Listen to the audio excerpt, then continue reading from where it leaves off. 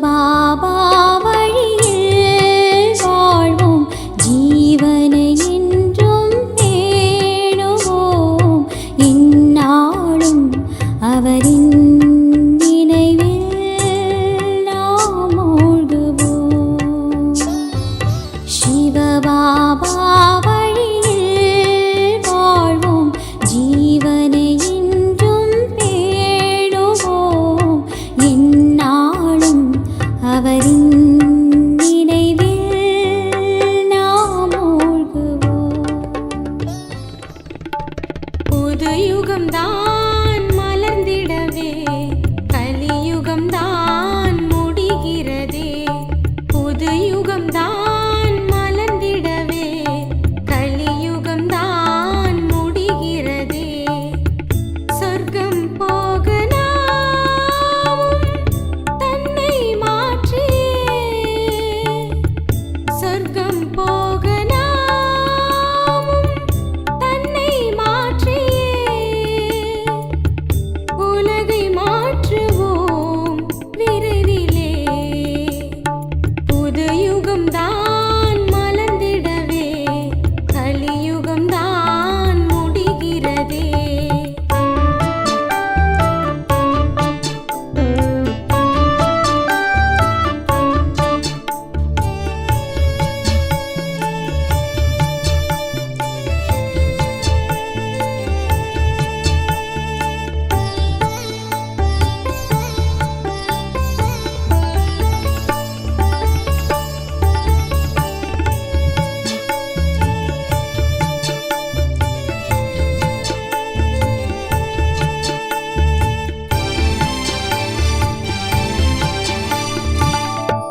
பல வழியில் மாயை நம்மை தடுத்துவிடத் துடித்திடுமே. முறியடித்து முயற்சி செய்தால் ராஜ்யமும் கிடைத்திடுமே. பல வழியில் மாயை நம்மை தடுத்துவிடத் துடித்திடுமே. முறியடித்து முயற்சி செய்தால் ராஜ்யமும் கிடைத்திடுமே. ஞானம் கேட்கையில் வந்ததே சுகம், தாரணைகளே அனுபவம் தரும். சேவையில்தான் தன்னுடைய நிலை தெரியும். சொர்க்கம் போக நாமும் தன்னை மாற்றியே, உலகை மாற்றுவோம் விரைவிலே. புது யுகம்தான் மலர்ந்திடவே கலியுகம்தான் முடிகிறதே.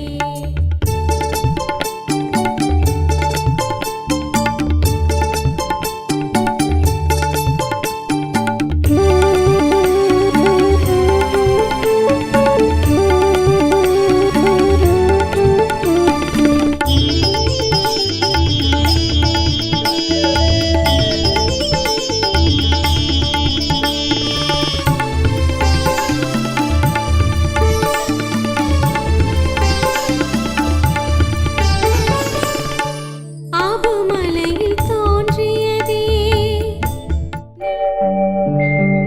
Om Shanti Shanti Om Shanti Shanti अंतर मन में ज्योति जगा लो, होगा दूर अंधेरा.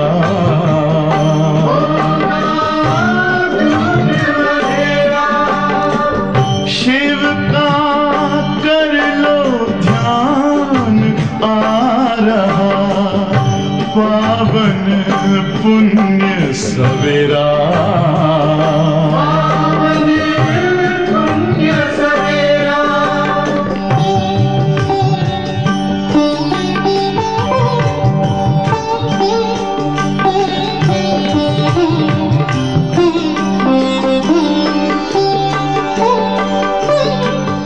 तुम हो कौन से आए अपने आप को जानो राजयोग के द्वारा अपना परम पिता पहचानो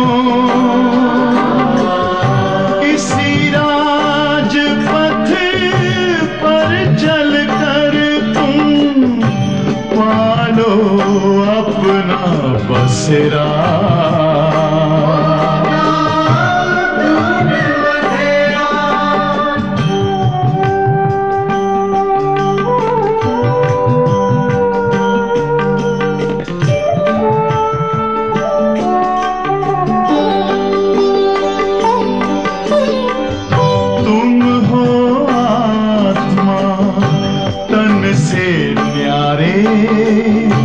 परमात्मा को प्यारे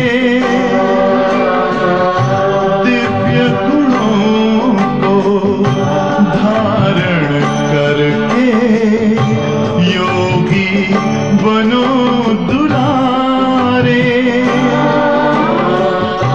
ज्योति बिंदु ही तोड़ेगा ये माया मोह का घेरा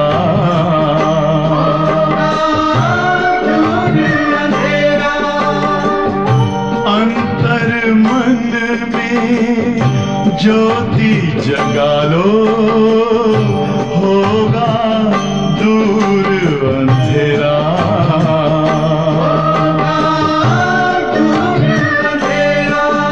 ओम शांति शांति ओम शांति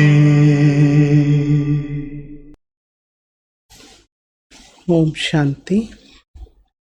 சிவபாபா நினைவிருக்கின்றதா?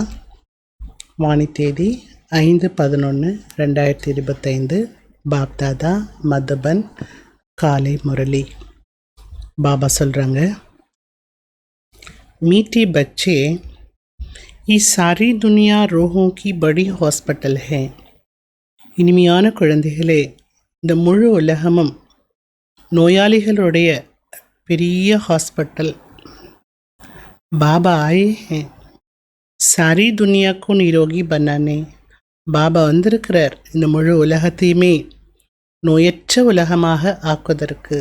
ஏன்னா பாபா தான் யார்? வைத்தீஸ்வரன், உண்மையான சர்ஜன். அவர்தான் இந்த முழு உலகத்தையும் ஒரு நோயற்ற உலகமாக ஆக்க முடியும். சரீரத்துலேயும் நோய் இருக்குது, ஆத்மாவிலையும் நோய் இருக்குது, மனசுலேயும் நோய் இருக்குது. எல்லாத்துலேயுமே மனிதனுக்குள்ள நோய் நிறைந்திருக்கிறது. நோய் இல்லாத மனிதனே இல்லை. கேள்வி கேட்குறாங்க பாபா, कौन-सी स्मृति रहे तो कभी भी मुरझाइश व दुख की लहर नहीं आ सकती है. எப்படிப்பட்ட நினைவானது இருந்ததென்றால் ஒரு பொழுதும் குழப்பமோ அல்லது மனச்சோர்வோ துக்கத்தினுடைய அலையோ வர முடியாது. बदल अभी हम इस दुनिया पुरानी शरीर को छोड़ घर में जाएंगे. இப்பொழுது நாம் பழைய உலகம், பழைய சரீரத்தை விட்டு வீட்டுக்கு செல்ல போகிறோம்.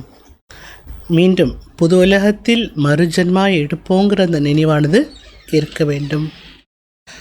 हम अभी राज्य को सीख रहे हैं राजाय में जाने के लिए.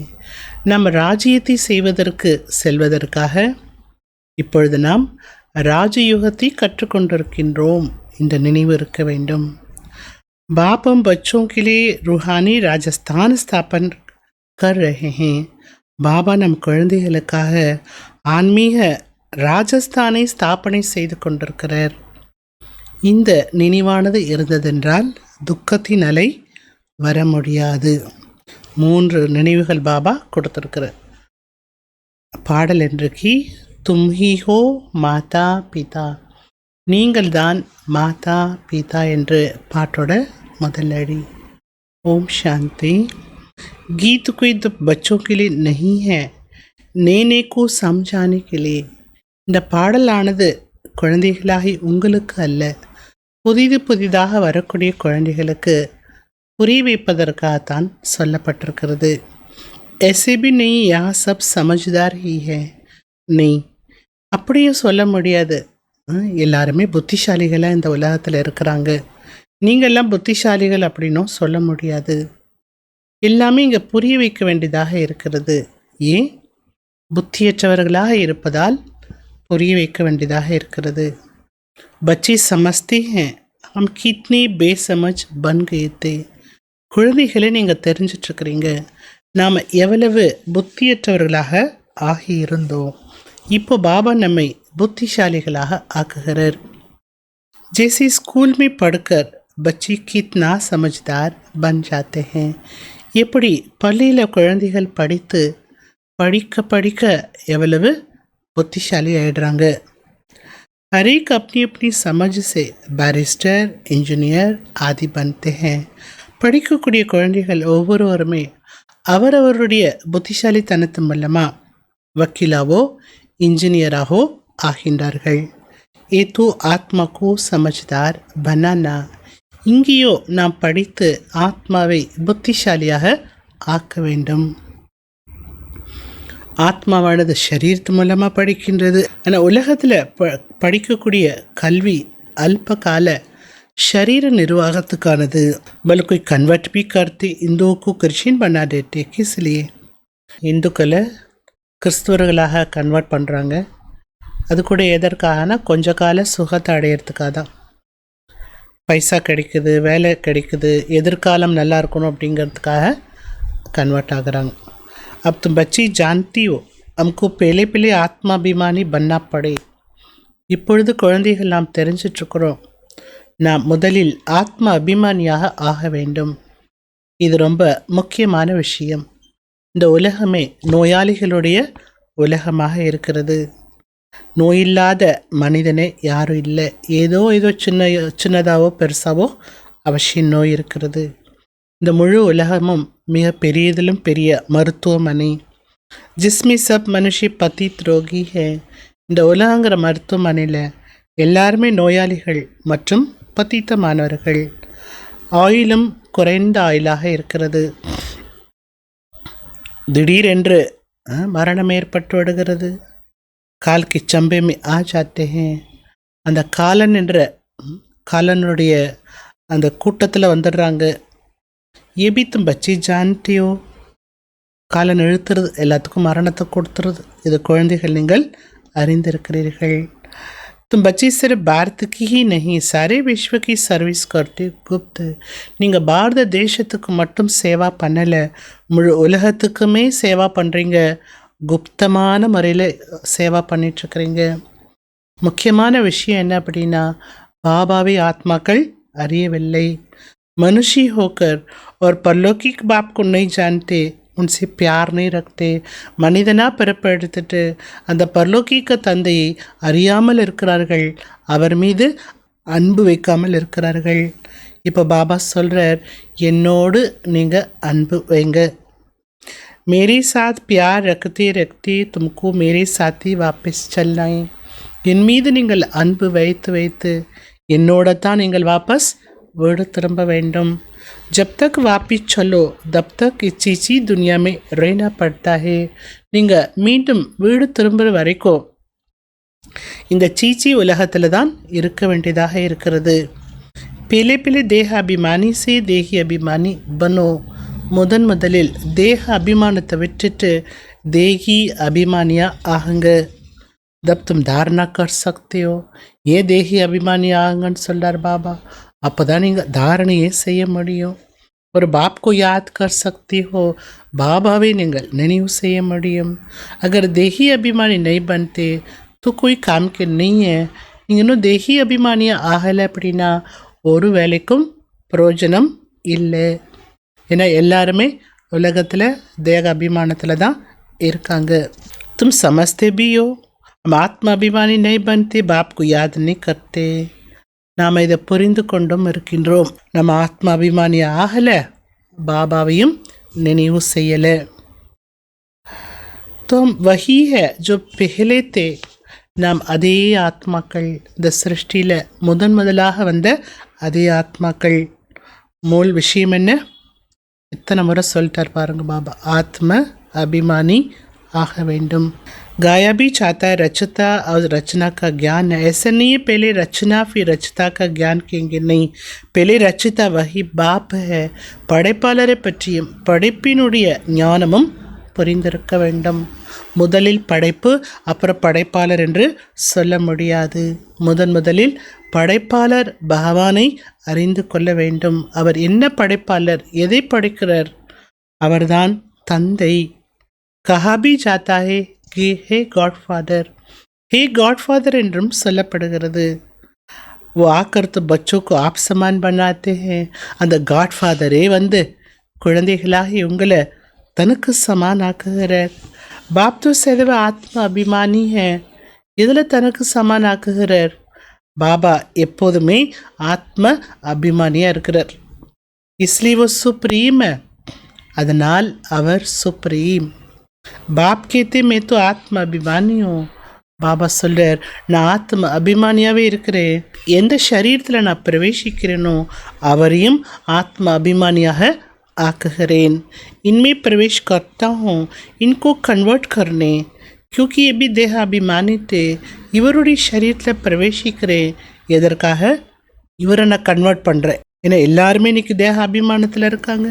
இன்கோபி கேட்டாவும் இவருக்கும் நான் சொல்கிறேன், தன்னைத்தானே ஆத்மான்னு உணர்ந்து யதார்த்தமான முறையோடு என்ன நினைவு செய்யுங்கன்னு இவருக்கும் சொல்கிறேன். ऐसे बहुत मनुष्य है जो समझते आत्मा अलग है. நிறைய மனிதர்கள் இதை புரிந்திருக்கிறார்கள். ஆத்மாவானது தனிப்பட்டது, சரீரமானது தனிப்பட்டது. இந்தளவுக்கு அவர்களுக்கு ஆத்மா பற்றிய ஞானம் இருக்குது. ஆனால் முழு ஞானம் இல்லை. ஆத்மா தேச நிக்கல் ஜாத்தியே தோ தோ चीज हुई ना. ஆத்மா இந்த தேகத்தை விட்டு போய்விட்டது என்றால் அப்போ ரெண்டு பொருள் இருக்குது அல்லவா? தேகம் என்பது ஒன்று, ஆத்மா என்பது ஒன்று. பாபா புரிய வைக்கிறார், நீங்கள் ஆத்மா. பாபா சொல்லும்போது என்ன பண்ணணும்? நம்ம நினச்சிக்கணும், ஆத்மாதான் மறுபிறப்பு எடுக்கிறது. ஆத்மாதான் சரீரத்தை எடுத்து நடிப்பை நடிக்கின்றது. பாபா அடிக்கடி புரிய வைக்கிறார், தன்னைத்தானே ஆத்மா என்று நினையுங்கள். இதற்குத்தான் உங்களுடைய முயற்சி அதிகம் தேவை. जैसे स्टूडेंट्स पढ़ने के लिए एकांत में बैची आदि में जाकर पढ़ते हैं. எப்படி மாணவர்கள் படிப்பதற்கு ஏகாந்தமான இடத்துக்கு போவாங்க, தனிமையான ஒரு இடத்துக்கு போவாங்க, இல்லை கார்டனில் போய் உட்காந்து படிப்பாங்க. फादरी लोग भी घूमने जाते हैं तो एकदम शांत रहते हैं. ஃபாதர்ஸ் கூட ஒரு நடைப்பயணமாக போகிறாங்க அப்படின்னா அப்படி சாந்தியாக இருக்கிறாங்க, சாந்தியாக போகிறாங்க. அவங்க ஒன்றும் ஆத்ம அபிமானியெல்லாம் ஆகிறது கிடையாது. இங்கே என்ன சொல்ல வராங்க பாபா?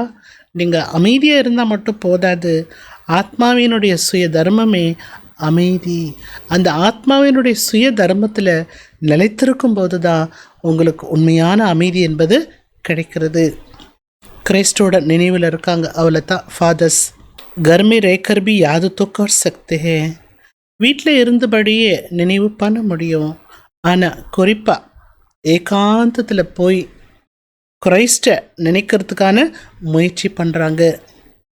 நினைக்கிறாங்க, கிரைஸ்டை நினச்சி கடைசியில் அவர்கிட்டயே போய் சேர்ந்துடணும் அப்படின்னு நினைக்கிறாங்க. கிரைஸ்ட் ஹெவன் மே பேட்டா ஹே, அம்பி ஹெவன் மே சலே ஜாயங்க அப்படின்னு நினைக்கிறாங்க. அந்த கிரைஸ்ட்டு சொர்க்கத்தில் இருக்கார், அவரை நினைச்சோம் அப்படின்னா நாமளும் அந்த ஸ்வர்க்கத்துக்கு போயிடலாம் அப்படின்னு அவரை நினைக்கிறாங்க. ये भी समझते हैं क्राइस्ट हेवनली गॉड फादर के पास गया. இப்படியும் புரிந்து கொண்டிருக்கிறார்கள், கிரைஸ்ட் அந்த ஹெவன்லி காட் ஃபாதரிடம் சென்று விட்டார், போய் சேர்ந்து விட்டார் என்று நினைக்கிறாங்க.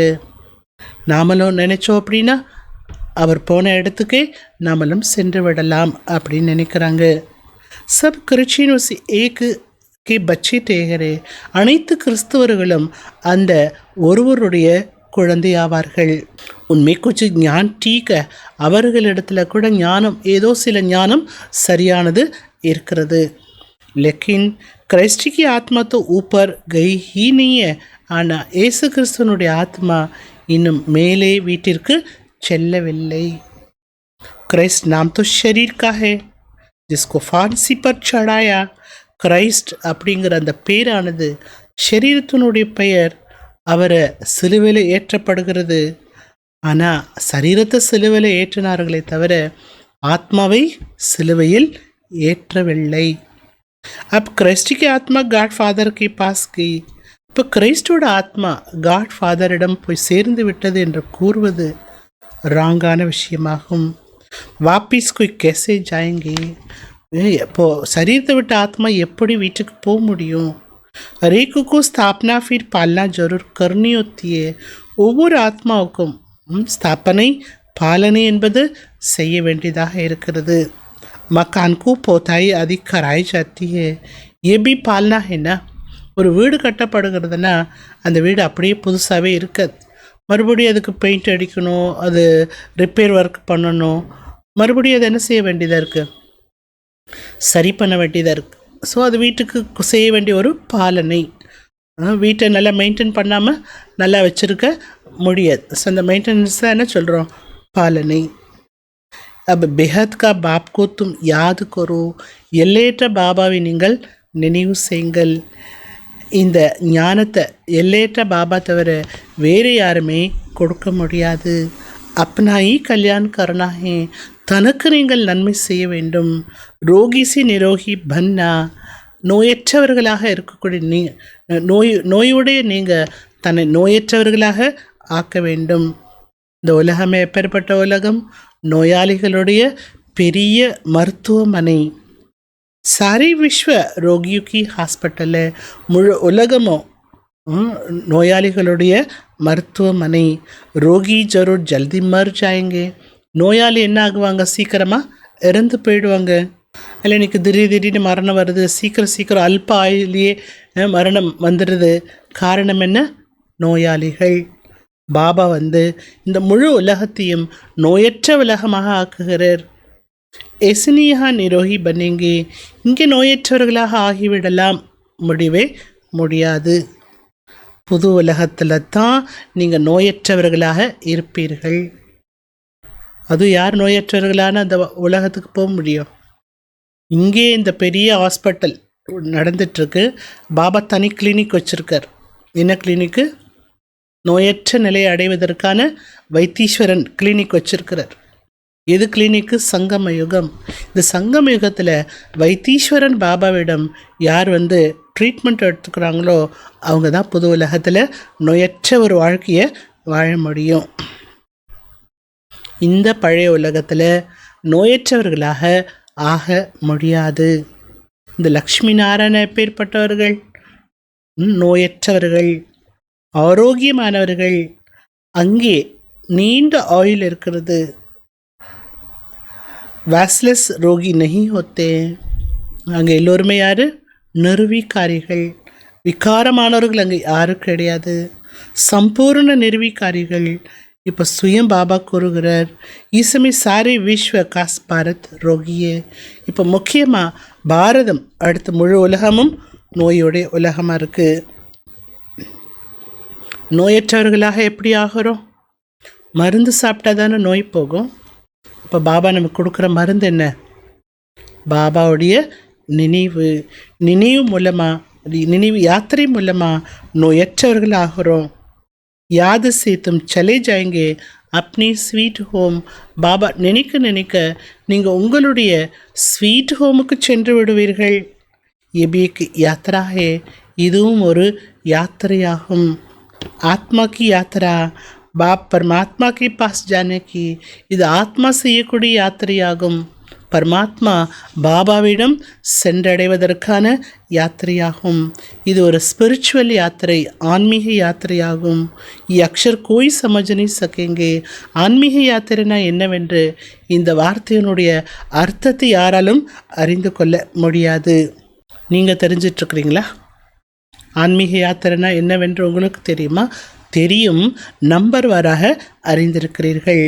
நம்பர்வாராக அறிந்தவர்களும் மறந்து போய் விடுகிறார்கள். முக்கிய விஷயம் புரிய வைப்பது மிகவும் சகஜமானது. பரந்து சம்ஜாயி जो खुद भी रूहानी यात्रा पर हो, யாரால் இந்த யாத்திரையை பற்றிலாம் புரிய வைக்க முடியும்? யார் சுயம் தான் ஆன்மீக யாத்திரை செய்கின்றார்களோ அவர்கள்தான் புரிய வைப்பார்கள். சச்சாய்கா சௌஹர் சாயே, உண்மையினுடைய கூர்மைத்தன்மை என்பது அவசியம். பாபாக்கோ இத்தனை யாத் கர்த்தே ஜோ பஸ். பாபா அவ்வளோ நினைக்கிறோமா? நினச்சிங்கன்னா போதுமானது. எப்படி நினைக்கணும் அவரை? ஒரு பெண் தன்னுடைய கணவனை எப்படி நினைவு செய்கிறார்கள்? இவர் யார்? எப்பேற்பட்டவர்? ஒரு பெண் தன்னுடைய பத்தியை நினச்சிட்டே இருக்கிறாங்க, மறக்க மாட்டாங்க. பாபா எப்பேற்பட்டவர்?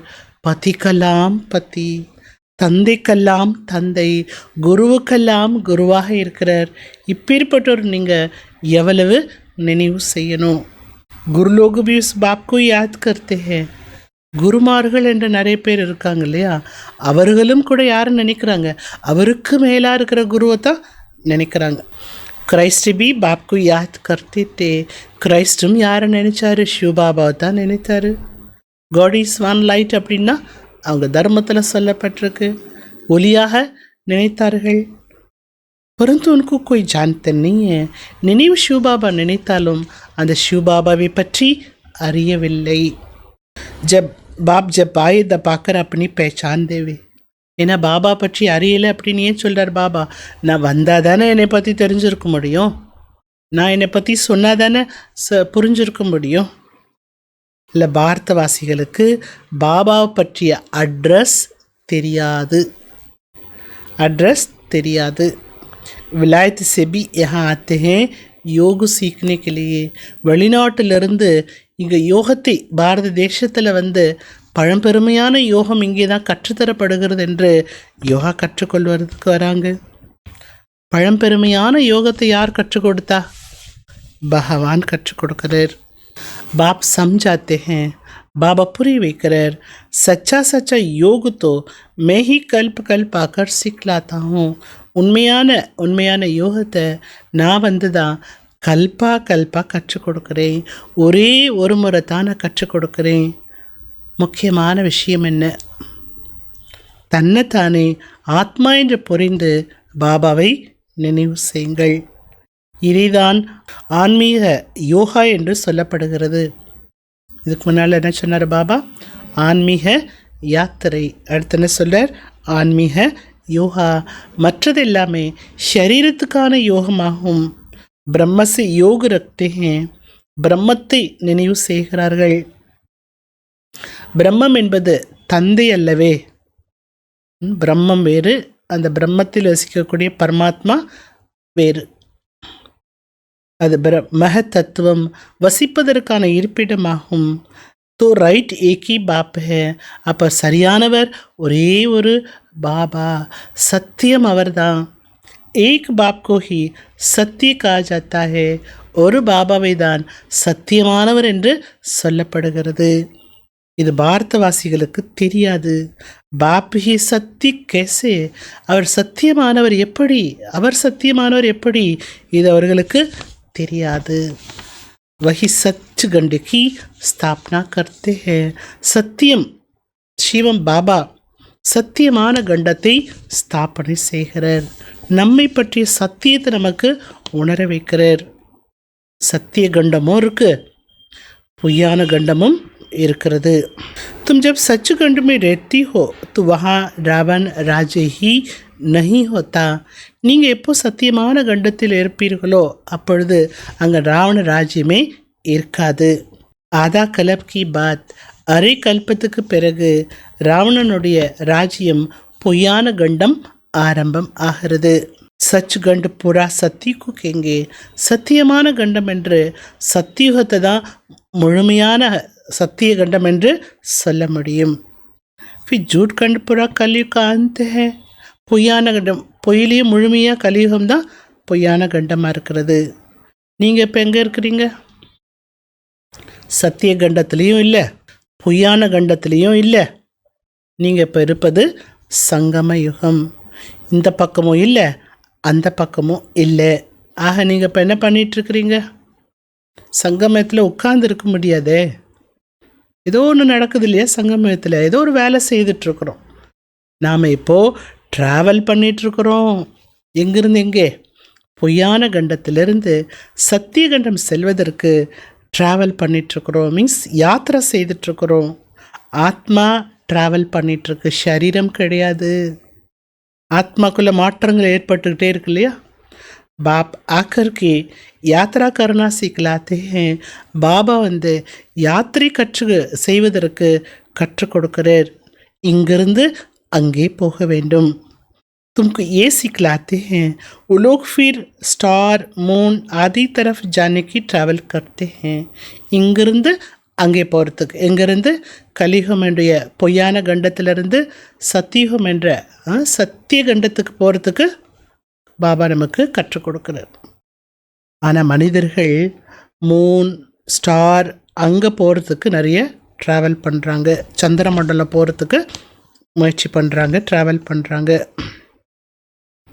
अभी तुम जानते हो उनमें कोई फ़ायदा नहीं है.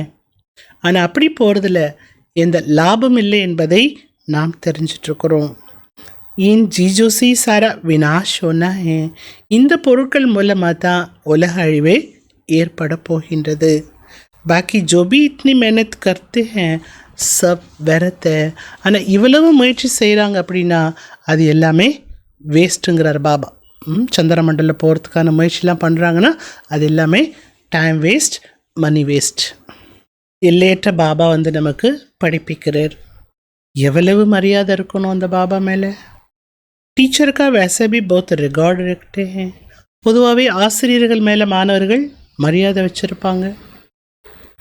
இவர் ஆசிரியர் மட்டுமல்ல, தந்தையாகவும் இருக்கிறார், ஆசிரியராகவும் இருக்கிறார், சத்குருவாகவும் இருக்கிறார். டீச்சர் ஃபர்மான் கர்த்தே ஹேன். டீச்சர் கட்டளை இடுகிறார். என்ன கட்டளை இடுகிறார்? நன்றாக படித்து பாஸ் ஆகுங்கள். பாஸ் ஆகிடுவீங்களா? யார் பாஸ் ஆகுவாங்க? யார் நல்லா படிக்கிறாங்களோ அவங்க தான் பாஸ் ஆகும். யார் ஒருவேளை கட்டளை ஏற்றுக்கொள்ளவில்லை என்றால் ஃபெயில் ஆகிவிடுவார்கள். बाप भी कहते हैं तुमको पढ़ाते हैं विश्व का मालिक बनाने. இல்லை பாபா கூறுகிறார், நான் உங்களுக்கு படிப்பு சொல்லிக் கொடுப்பதே எதற்காக? உங்களை விஸ்வத்திற்கு எஜமானனாக ஆக்குவதற்கு. இந்த லக்ஷ்மி நாராயண எப்பேற்பட்டவங்க? விஸ்வத்துக்கு எஜமானன். பல் பிரஜா பி மாலிக்க. பிரஜையும் எஜமானனாக தான் இருப்பாங்க. வெரைட்டிஸ் இருக்கும் பதவி. பாரதவாசிகள் எல்லாருமே சொல்கிறீங்க இல்லையா, நாங்கள் யார்? விஸ்வத்துக்கு எஜமானன். ஏழையும் எஜமானன் தான், செல்வந்தர்களும் எஜமானன் தான். எல்லாருமே அங்கே தன்னை எஜமானன் என்று தான் நினைப்பார்கள். ஆனால் ராஜாங்கிற பதவி இருக்கும், பிரஜாங்கிற பதவி இருக்கும். ரெண்டுத்துக்கும் வித்தியாசம் நிறைய இருக்கும் இல்லையா. नॉलेज से मर्तबा का फ़र्क हो जाता है. नॉलेज में भी होशियारी चाहिए. ஞானத்தோட ஆதாரத்தினால தான் பதவி கூட வித்தியாசப்பட்டு விடுகிறது. அதில் நாலேஜிலையும் நீங்கள் உஷாராக இருக்க வேண்டும். பவித்ரதா भी ज़रूरी है. हेल्थ वेल्थ भी चाहिए. स्वर्ग में सब है ना. தூய்மை கடைப்பிடிக்க வேண்டியதும் அவசியமாகும். ஹெல்த்து வெல்த்து ரெண்டுமே வேணும். சொர்க்கத்தில் எல்லாமே இருக்கும் இல்லையா. பாப் ஏ மாப்ஜெட் சம்ஜாते हैं. பாபா நமக்கு நம்முடைய லட்சியத்தை புரிய வைக்கிறார். दुनिया में और कोई की बुद्धि में ए माब्जेट होगी नहीं. நீங்கள் பாருங்கள், எப்பேற்பட்ட ஒரு லட்சியத்தை வச்சு வாழ்ந்துட்டுருக்குறீங்க, படிச்சுட்ருக்குறீங்க. அதுக்காக உலகத்தில் யாருடைய புத்தியிலையும் லட்சியம் என்பது இல்லை. நம்ம வாழ்க்கை வாழ்ந்து கொண்டே ஒரு லட்சியத்தை எடுத்துக்கொண்டு வாழ்ந்து கொண்டிருக்கிறோம். तो फट से कहेंगे हम ये बनते हैं. நம்ம உடனே சொல்லிடுறோம், நாங்கள் இவங்களை போல் ஆக போகிறோம். पहले तो डबल ताजदारी फिर एक ताज अभी 9 ताज है. முதல்ல சிருஷ்டியில் 2 கிரீடதாரி உள்ள மகாராஜா மகாராணி இருந்தாங்க. 2 கிரீடத்தோடு இருந்தாங்க. அப்புறம் ஒரு கிரீடம் மறைந்து விட்டன. ஒரு கிரீடதாரியான ராஜாக்கள் இருந்தாங்க. இப்போது நோ தாஜ், நோ க்ரௌன் அப்படின்ட்டார் பாபா. கிரீடமே இல்லை. बाबा ने मुरली में कहा था ये भी चित्र हो डबल सिरताज राजाओं के आगे सिंगल ताज वाले माता झुकाते हैं. பாபா முரளியில் ஏதோ சொல்லியிருந்தார். இப்படி ஒரு சித்திரமும் இருக்க வேண்டும். இரட்டை கிரீடதாரி ராஜாக்கள் முன்பு ஒரு கிரீடம் உடையவர்கள் தலை வணங்குறாங்க. தேவதைகள் முன்னாடி போயிட்டு தலை வணங்குறாங்க. அப்படி இருந்தவங்க தான் இப்படி ஆயிட்டாங்கன்னு பண்ணணும். அந்த சித்திரத்தை வச்சு புரிய வைக்கணும். பாபா நமக்கு சொல்கிறார், நான் உங்களை ராஜாவுக்கெல்லாம் ராஜாவா இரட்டை கிரீடதாரியாக ஆக்குகிறேன் 21 ஜென்மத்துக்கு. முதல் முக்கியமான விஷயமே என்னவென்றால் பாவனம் ஆக வேண்டும். ऐसे नहीं कहती राजा बनाओ, अभी तुम बच्चों को बेहद का संन्यास है. நீங்கள் அழைத்ததேன்னு எப்படி அழைத்தீர்கள்? பத்தித்த பாவனனே வாங்க அப்படின்னு தான் அழைச்சிங்க. எங்களை ராஜாவாக்குங்க அப்படிலாம் நீங்கள் கூப்பிடலை. இல்லை, இப்போ குழந்தைகள் நீங்கள் செய்யக்கூடிய சந்நியாசம் எல்லைக்கு அப்பாற்பட்ட சந்நியாசம். இஸ் துனியா से ही चले जाएंगे अपने घर. இந்த உலகத்தை விட்டே நீங்கள் உங்கள் வீட்டுக்கு போய் சேர்ந்துருவீங்க. அப்புறம் வீட்டிலிருந்து ஸ்வர்க்கத்திற்கு வருவீர்கள். अंदर में खुशी रहनी चाहिए. जबकि समझते हम घर जाएंगे फिर ராஜாய் में आएंगे. மனசுக்குள்ளே இந்த ஒரு சந்தோஷம் உங்களுக்கு இருந்துகிட்டே இருக்கணும். இருக்குதான்னு பாருங்கள். என்ன சந்தோஷம் இருந்துகிட்டே இருக்கணும்? இந்த உலகத்தை விட்டு நான் என்னோடய வீட்டுக்கு போயிடுவேன், அப்புறம் ராஜ்யத்துக்கு வருவேன். இந்த குஷியில் இருந்து பாருங்கள். இது உண்மை விஷயம் இல்லையா? இந்த மாதிரி நினைவு பண்ணினீங்கன்னா குழப்பம், மனசோர்வு இது எல்லாமே இருக்காது. நம்ம ஆத்மா வீட்டுக்கு போவோம். அடுத்து மறுஜென்மம் எங்கே எடுப்போம்? புது உலகத்தில் தான் நமக்கு மறுஜென்மா. பச்சோं को स्थायी खुशी क्यों नहीं रहती है? குழந்தைகளுக்கு அந்த நிலையான சந்தோஷம் ஏன் இருக்க மாட்டேங்குது? காரணம் என்ன? மாயாவுடைய ஆப்போசிஷன் நிறைய ஏற்படுது. इसलिए खुशी कम हो जाती है. அதனால் சந்தோஷமானது குறைந்து போய் விடுகிறது. பதீத் பாவன் खुद कहते हैं मुझे याद करो. பதீத பாவனன் பாபா சுயம் சொல்கிறாரு. என்ன சொல்கிறார்? என்ன நினைவு செய்யுங்க. ஜென்ம ஜென்மத்தினுடைய பாவம் பஸ்பம் ஆகிவிடும். நீங்கள் சுதர்ஷன சக்கரதாரியாக ஆகின்றீர்கள். जानती हो हम अपने राजस्थान में चले जाएंगे. இதுவும் உங்களுக்கு தெரியும். நாம் நம்முடைய ராஜஸ்தானத்துக்கு போகிறோம். माउंट आबूல ஒரு ராஜஸ்தான் இருக்குது. यहाँ भिन्न भिन्न प्रकार की राजाई हुई हैं. இந்த உலகத்திலேயோ விதவிதமான ராஜாக்கள் வாழ்ந்துட்டுருக்குறாங்க. अब फिर रूहानी राजस्थान बनना. அடுத்து ஆக போகிறது எதுவா? ரூஹானி ஆன்மீக ராஜஸ்தான் உருவாக வேண்டும். நீங்கள் ஆன்மீக ராஜஸ்தான் ஆயிட்டீங்கன்னா அடுத்து என்ன ஆகிடுமா? சொர்க்கத்துக்கு நீங்கள் எஜமானன் ஆயிடுவீங்க. கிறிஸ்துவர்கள் சொர்க்கம் என்றால் என்ன அதனுடைய அர்த்தத்தை புரியாமல் இருக்கிறார்கள். பரந்தாம வீட்டை சொர்க்கம் என்று கூறிவிடுகிறார்கள். ऐसे नहीं हेवनली गॉडफादर कोई हेवन में रहते हैं. ஹெவனை உருவாக்கின ஹெவன்லி காட்ஃபாதர் ஹெவன் சொர்க்கத்தில் இருக்கிறார் அப்படி கிடையாது. அவர் இருப்பது எங்கே?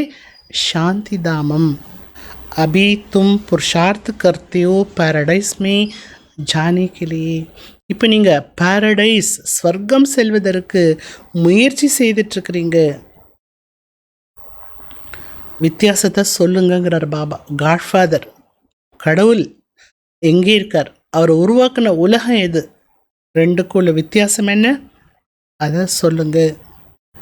சொர்க்கம் என்று புது உலகத்தை சொல்லப்படுகிறது.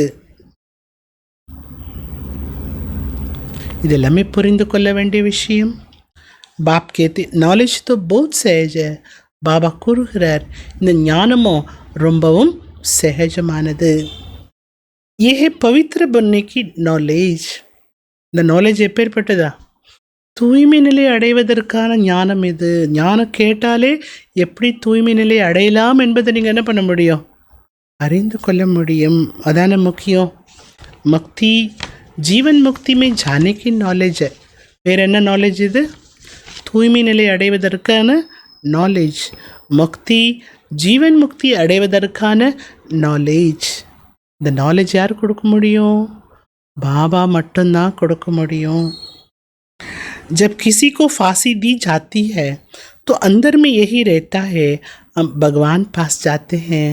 யாருக்காவது தூக்கு மேடையில் ஏற்றப்படுகிறது என்றால் அவங்க மனசில் என்ன இருக்கும்? அவங்க மனசில் பகவான்கிட்ட போகிறோம் அப்படின்னு இருக்கும். தூக்கு மேடையில் போன உடனே காட் ஃபாதரை நினைங்க அப்படின்னு சொல்கிறாங்க. காடுக்கு ஜான்தே தோனும் நீயே. ஆனால் காட் ஃபாதர் யார்? தூக்கில் ஏற்றுறவங்களுக்கு தெரியாது, தூக்கில் போகிறவங்களுக்கும் தெரியாது. அப்போ அவங்களுக்கு என்ன ஆகும்? சொந்தம் பந்தம் எல்லாத்தையும் விட்டுட்டு போகிறோம் அப்படிங்கிற நினைவு தான் வரும். கடைசியில் எந்த நினைவு இருக்கோ அதனோட ஆதாரத்தில் தான் மறு ஜென்மாங்கிறது கூட இருக்கும். சத்தியுகத்தில் அந்த பிரச்சனைலாம் இருக்காது. மோகஜீத் எல்லாருமே பற்றற்ற நிலையில் இருப்பாங்க. அங்கே நினைவு என்ன நினைவு இருக்குமா? சரீரத்தை விட போகிறோம், மரணம் வரப்போகுது, அந்த நினைவுலாம் இருக்காது. ஒரு சரீரத்தை விட்டு இன்னொரு சரீரத்தை எடுத்துக்குவோம் அப்படிங்கிற நினைவு தான் இருக்கும். பாபா சொல்கிறாங்க, நீங்கள் எப்படி ஞானத்தை சொல்ல முடியும்? எங்களுடைய லட்சியம் என்ன? மனிதர்களை ஆஸ்திகராக ஆக்க வேண்டும், செல்வந்தர்களாக ஆக்க வேண்டும். இதுதான் எங்களுடைய லட்சியம். சொல்லுங்கள். இந்த லக்ஷ்மி நாராயணா அவங்க வாழும்போது அவங்களுடைய ஆயுள் எவ்வளோ நீண்ட ஆயுளாக இருந்தது? முதல்ல பாரதத்தில் வாழ்ந்த எல்லாருடைய ஆயுளுமே நீண்ட ஆயுட்காலம் இருந்தது. இப்போ எல்லாருடைய ஆயுட்காலம் குறைந்து விட்டது. ஏன் குறைந்து விட்டது? இது யாருக்குமே தெரியாது.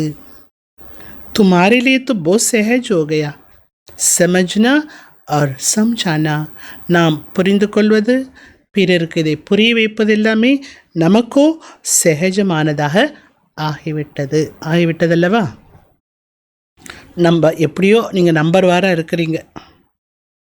புரிய வைக்கக்கூடிய விதம் என்பது அவரவருக்கு தனிப்பட்டதாகும்.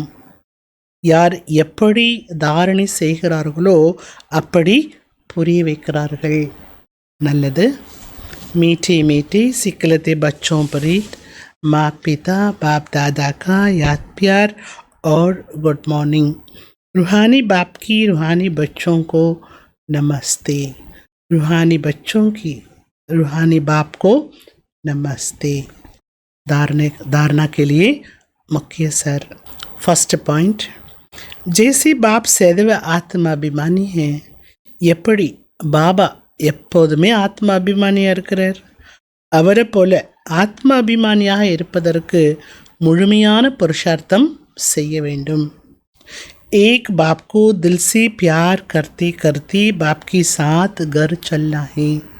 ஒரு பாபாவிடம் மனதார உலமார அன்பை வைத்து வைத்து பாபாவோடு வீடு திரும்ப வேண்டும்.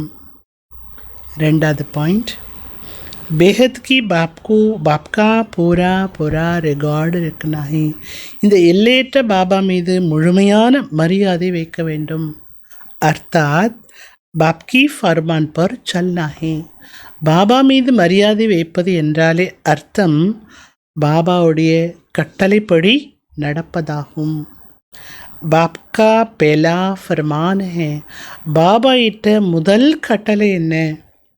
குழந்தைகளே, நன்றாக படித்து பாஸ் ஆகிவிடுங்கள். இஸ் ஃபர்மான் கு பாலன் கர்னா.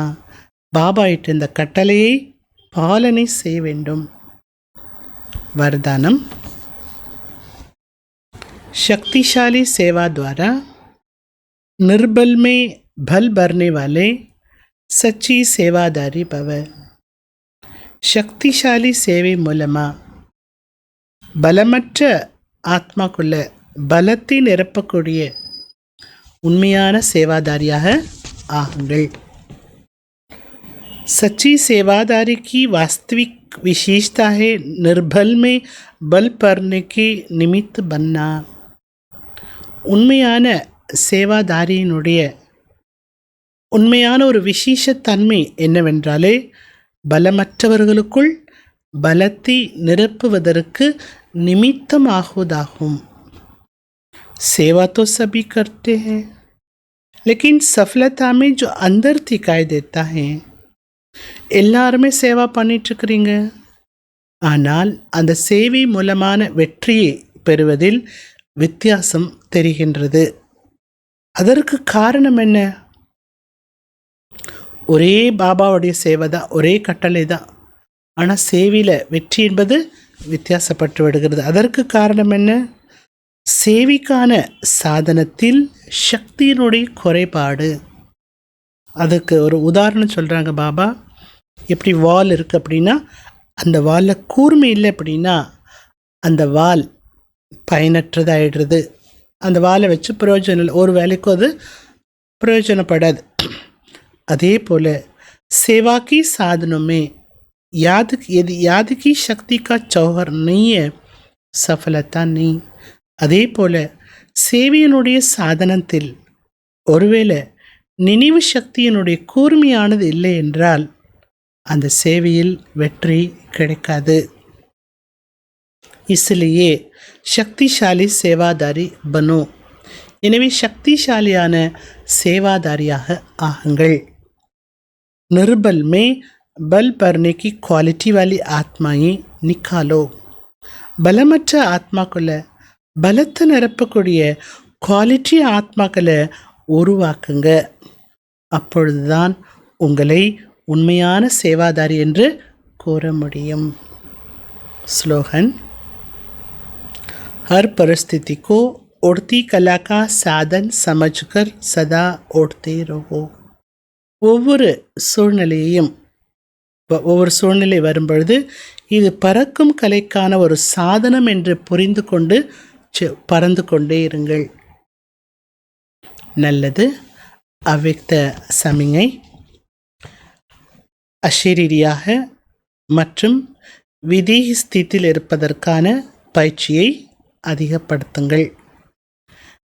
वैसे अशरीरी होना सहज है, लेकिन जिस समय कोई बात सामने हो, कोई सर्विस की झंझट सामने हो, कोई हलचल लाने वाली परिस्थितियाँ हो, ऐसे समय में सोचा और अशरीरी हो जाए. பாபா சொல்கிறாங்க, பொதுவாகவே அஷரீரி ஆகுவது என்பது சகஜமானது தான். ஆனால் அது எவ்வளோ சகஜமானதாக இருக்கணும்? நீங்கள் ஃப்ரீயாக இருக்கிறீங்க, நல்ல யோகா பண்ணுறீங்க, அப்போ அஷரீரி நிலை வருது, யோகா பண்ணக்கூடிய நேரத்தில் வருது. அது மட்டும் போதாது. ஏதாவது ஒரு விஷயம் உங்கள் முன்னால் வருது, இல்லை சேவையினுடைய ஒரு பிஸி கடுமையாக இருக்கிறது, அந்த மாதிரி சூழ்நிலை வருது, இல்லை குழப்பத்தில் கொண்டு வரக்கூடிய சூழ்நிலை வரும்போது அந்த நேரம் நீங்கள் என்ன நினைக்கணும்? தன்னை அஷரீரி ஆத்மா நினைக்கணும். அப்படியே அஷரீரி ஆகிவிட வேண்டும். इसके लिए बहुत समय का अभ्यास चाहिए. அந்த சூழ்நிலையை நீங்கள் கடந்து போகணும், அஷரீரியாய் கடந்து போகணும்.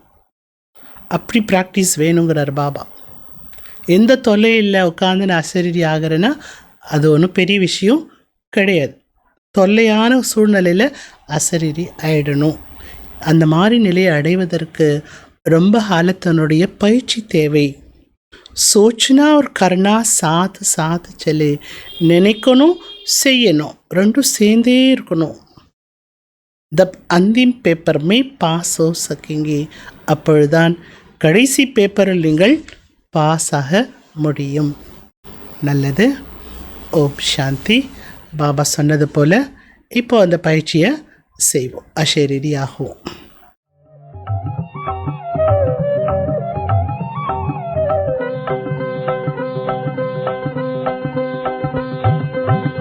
அசரீரியாய் நாம் மாறிடுவோமே, அசரீரியாய் நாம் மாறிடுவோமே.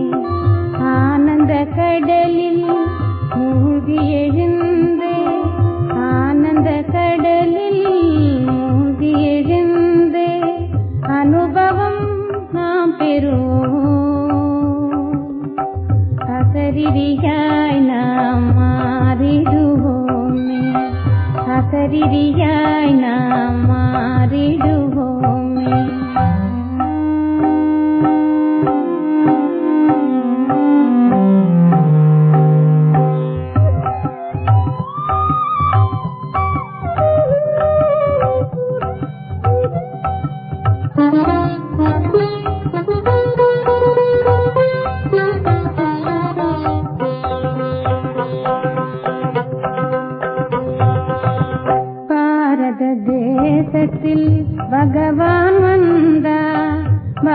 பாரத தேசத்தில் பகவான் வந்தார்.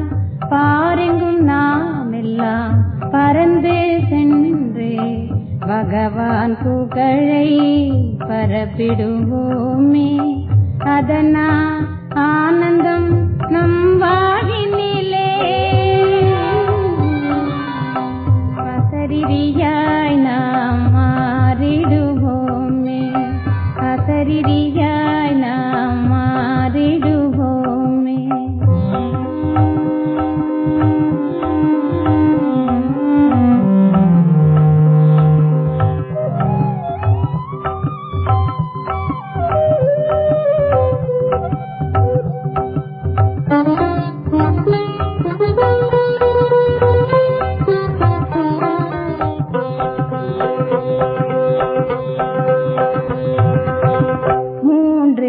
உலகிற்கும் தலைவரானா, மூன்றே உலகிற்கும் தலைவரானா, மூன்றே காலத்தின் ஞானம் சொன்னார். அவரது குணங்களை நினைத்திடுவோமே. அதனால் ஆனந்தம் நம் வாழ்வினிலே அசரீரியாய் நாம் மாறிடுவோமே. அசரீரியாய் நாம் மாறிடுவோமே.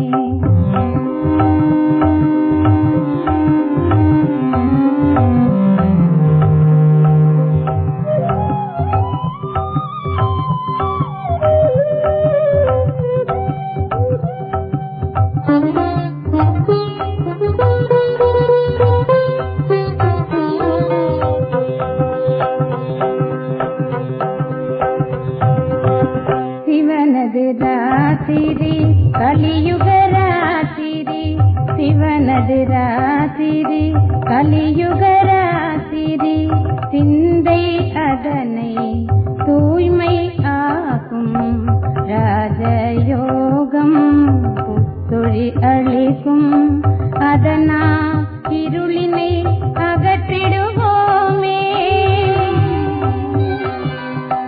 அசரீரியாய் நாம் மாறிடுவோமே. அசரீரியாய் நாம் மாறிடுவோமே.